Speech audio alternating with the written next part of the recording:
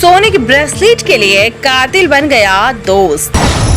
एक रात में खत्म कर दी 15 साल पुरानी दोस्ती। उत्तर प्रदेश के कानपुर जिले में हत्या का हैरान कर देने वाला मामला सामने आया।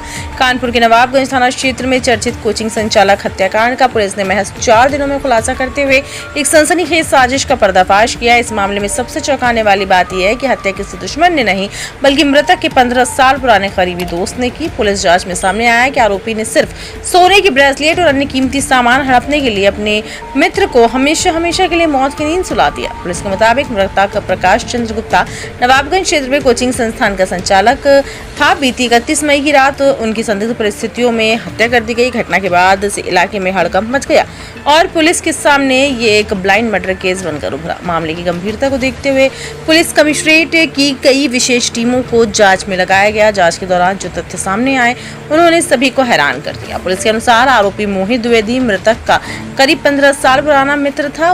उसने लगभग 15 दिन पहले ही इस पूरी वारदात की साजिश रचना शुरू कर दी। आरोपी ने वारदात को अंजाम देने से पहले इलाके की रेकी की, सीसीटीवी कैमरों की लोकेशन का अध्ययन किया और पुलिस को भ्रमित करने के लिए महिला का भेष धारण करने की योजना बनाई। इसके लिए उसने बुर्का, महिला चप्पल, दस्ताने अन्य सामान खरीदा।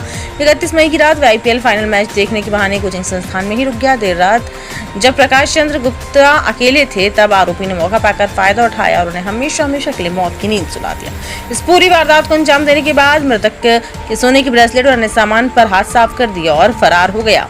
पुलिस को गुमराह करने के लिए आरोपी ने वारदात के बाद अलग अलग रास्तों और ऑटो का इस्तेमाल किया ताकि जांच की दिशा किसी महिला की ओर मुड़ सके, लेकिन पुलिस टीमों ने हार नहीं मानी। जांच के दौरान घटनास्थल और आसपास के क्षेत्रों में लगे 500 से ज्यादा CCTV कैमरों की फुटेज खंगाली गई।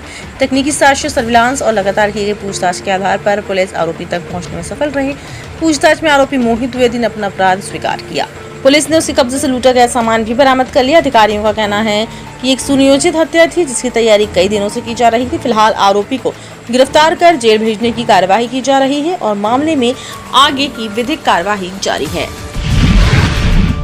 ये 31 तारीख को एक कोचिंग सेंटर के जो संचालक है उनकी हत्या होता है। उनका नाम है प्रकाश गुप्ता और इसके सर पे चोट थी और घसीटा हुआ बॉडी था। तो घटनास्थल से ऐसा लग रहा था कि या तो स्वयं भी इनके मौत हो सकती है या इनके साथ घटना कारित की गई है। उसके बाद जब वीडियो फुटेज देखा गया तो उसमें देखा गया कि एक महिला आते हुए बुर्का पहने आते जाते दिख रही है। इसी सूचना पर इसी जो है इंफॉर्मेशन को डेवलप करा गया और डेवलप करने के बाद आज इसको मोहित द्विवेदी को पुलिस द्वारा पकड़ा गया है और मोहित द्वारा पूरा जुर्म का इकबाल किया है। इसलिए घटना करने का कारण ये था कि वादी जो मृतक है, मृतक के पास एक चेन थी और एक ब्रेसलेट था और ये इसने योजना बहुत पहले से बना रखी थी। ये खजुराहो होली के टाइम पर गए थे और उस समय पर इसने उसके गले में जो चेन देखी थी उसकी वैल्यू करीब 5 लाख के आसपास थी और इसको उसी समय से उसे लूटने का एक प्लान बन गया था।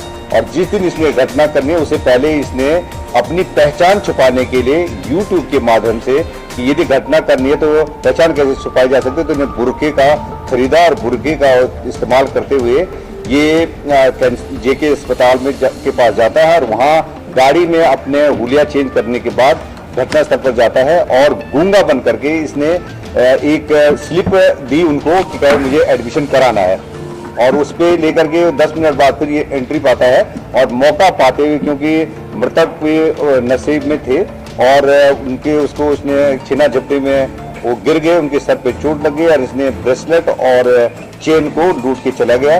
बाद में इसको ये अंदाजा नहीं था कि इनको पकड़ा जा सकता है इसमें, क्योंकि ये जो अक्यूज है ये BA, LLB और MA है और ये जिसने TGT का एग्जाम भी दिया कल इंग्लिश में इंग्लिश का वो है। इससे पहले कोचिंग भी चलाता था और ये ऊपर नीचे दोनों कोचिंग चलाते थे पहले और दोनों एक दूसरे को बहुत अच्छे ढंग से जानते थे। 18 सालों से एक दूसरे को जानते थे।